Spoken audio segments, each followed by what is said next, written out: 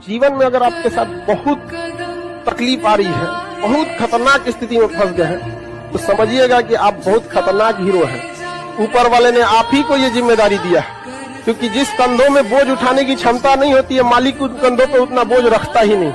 तो बहुत समस्या आए तो घबरा के डिप्रेशन में नहीं जाना है, खुद को समझाना, बहुत बहादुर रहे हो। 100 में से एक बच्चा होता है जिसको पढ़ने में मन लगता है। 99 बच्चों को बोलना पड़ता है नालायक अब तो पढ़ लिख कर एग्जाम है। 99 बच्चों को मन नहीं करता। जीवन का आधा हिस्सा मजबूरी से काम करते हुए गुजरता है। और कई लोग जब नौकरियों में आते हैं तो भी मजबूरी से नौकरी करते हैं। दुकान खोलते हैं मजबूरी में खोलते हैं, धंधा कर रहे हैं मजबूरी में कर रहे हैं, यहां तक कि साला शादी भी की तो अब आप समझ रहे हैं बच्चे भी किसमें पैदा हुए होंगे। ये गेटिंग माय पॉइंट। तेरे सारे काम तो मजबूरी के हैं। तो धंधा कर रहा है मजबूरी में, काम कर रहा है मजबूरी में, शादी की मजबूरी में, बच्चे पैदा की मजबूरी में, पाल रहा है मजबूरी में, तलाक नहीं दे रहा मजबूरी में। ये कोई क्या बोलेगा? देखो, इतिहास वो नहीं बनाते जो मजबूरी में काम करते हैं, इतिहास वो बनाते जो मोहब्बत में काम करते हैं, जो मोहब्बत से काम करते हैं, मोहब्बत से काम करते हैं। निकम्मे लोगों की पहचान बिना मेहनत और काम पैसा ज्यादा चाहते हैं। आप किसी भी बड़े आदमी को, मतलब जो भी बहुत बड़े लेवल पे है, आप उसको देखिएगा बहुत मुश्किल से बहुत ज्यादा वर्क करता है। आज जितना मिलेगा सब ना 8 घंटा की जगह सोचेगा 6 घंटा काम करके भागेंगे, बाकी काम चोरी काहे करता है। आज जिसको सब कुछ खो कर भी पाने की तमन्ना है ना, कल एक वक्त आएगा जब मुफ्त में मिलेंगे तो भी आपको मंजूर नहीं होगा। जिस दिन और जीवन की लड़ाई में 2 ताकतें बहुत काम आएंगी, एक मन की और एक शरीर की।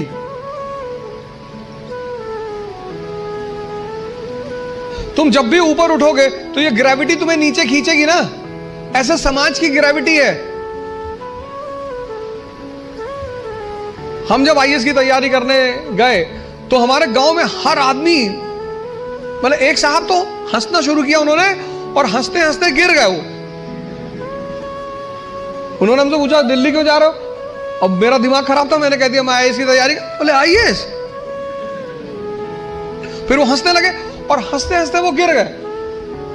और उस हंसी का इतना रोल रहा मेरे जीवन में, मतलब उस हंसी ने मुझे एकदम मजबूत कर दिया था कि अब आईएएस ही बनना है।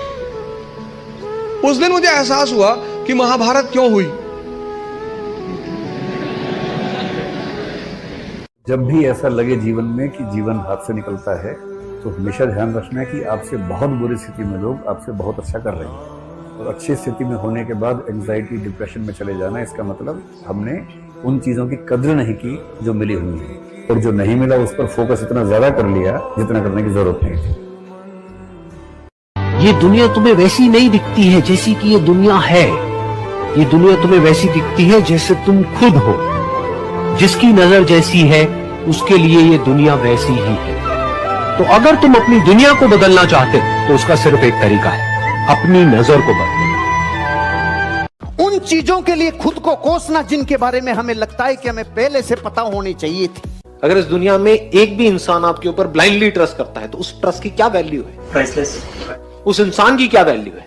कोई वैल्यू नहीं है, प्राइसलेस है। दोस्ती की क्या वैल्यू है अगर दोस्ती एक्चुअल हो तो? If it is real friendship, उसकी क्या वैल्यू है? लगाओ वैल्यू, पैसे में तोलो, कोई वैल्यू नहीं है। आपकी माँ है, उसकी क्या वैल्यू है? कोई वैल्यू नहीं है जी, उसके आगे सब बेकार है। इतनी समझ एक आदमी के अंदर होनी चाहिए। कुत्ते के लाठी मारो, शेर के लाठी मारो, रिजल्ट अलग अलग आएगा। कुत्ते के लाठी मारते हैं तो कुत्ता लाठी को पकड़ता है, ये समझता है लाठी मार रही है और किसी का रोल नहीं। और इसके मार के देखो, लाठी की तरफ देखेगा भी नहीं, जिधर से मारी जा रही है कार्यक्रम समाप्त। इसलिए बापू है वो चोट वहां करता है जहां से गंगोत्री निकलती है। ऐसा डायरेक्शन। किसी भी फिल्म में जो सबसे खतरनाक सीन होता है या खतरनाक रोल होता है, वो बेहतरीन एक्टर को दिया जाता है, सबसे खतरनाक। तो जीवन में अगर आपके साथ बहुत तकलीफ आ रही है, बहुत खतरनाक स्थिति में फंस गए हैं, तो समझिएगा कि आप बहुत खतरनाक हीरो हैं। ऊपर वाले ने आप ही को ये जिम्मेदारी दिया है, क्योंकि जिस कंधों में बोझ उठाने की क्षमता नहीं होती है, मालिक उन कंधों पे उतना बोझ रखता ही नहीं।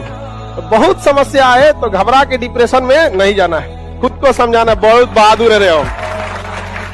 मेरे बाल नहीं है ऐसा नहीं है, मैं रखता नहीं है, मैं रखता नहीं है। क्यों डाल लिया अनकंफर्टेबल में? मुझे क्या पता था साला इसका रिजल्ट ऐसा आएगा। मेरे पास एक दिन एक कमेंट आया, मुझे कमेंट में किसी ने बोला, सर मैं एक दिन आपका नाम भूल गया, साला नाम याद नहीं आया, तो मैंने तो ऐसा लिखा टकला मोटिवेशन, तो सर सबसे पहले आपका ही चैनल आया।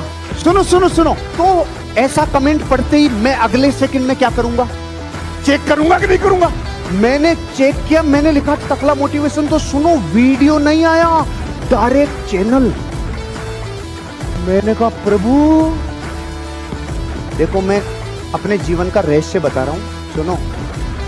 मैंने जब जब अपने आप को अनकंफर्टेबल सिचुएशन में डाला ना हरीश जी, चांदी चांदी हुई, कभी घाटा हुआ ही नहीं। Stop listening to too much motivation. Stop listening to too much shorts, reels. Stop listening to random quotes and all. They are not going to change your life. वो नहीं बदलेगी भाई तेरी जिंदगी। सब बंद कर, अपना पेन पेपर उठा, कमरे का दरवाजा बंद कर, फोन स्विच ऑफ कर, लोगों से मिलना बंद कर और लिख अपने गोल बैठ के तो को क्या अचीव करता है। और फिर लिखने के बाद उसकी पर्ची बना के अपने जेब में रखो, पागल हो जाओ उसके लिए। फिर उसके बाद ना तुमको मोबाइल चाहिए होगा, उसके बाद ना तुमको बहुत फ्लैशी कपड़े चाहिए होंगे बहुत, उसके बाद ना तुमको कोई कार चाहिए होगी, ना पापा के पैसे की बाइक चाहिए होगी। फिर एक चीज चाहिए होगा, उसके पीछे जी तोड़ मेहनत करके लग जाओ और उस जर्नी को एंजॉय करो। सबसे मेन आपको अपने साथ रहना अच्छा लगने लग जाएगा ना, जिस दिन आपको बाहर की खिड़कियां देखने का मन नहीं करेगा, अंदर की खिड़कियां मन करने लगेगा देखने का, उस दिन आप पाएंगे कि ये काम तो बहुत बड़ा सुख है, ये दुख नहीं है, बहुत बड़ा सुख है।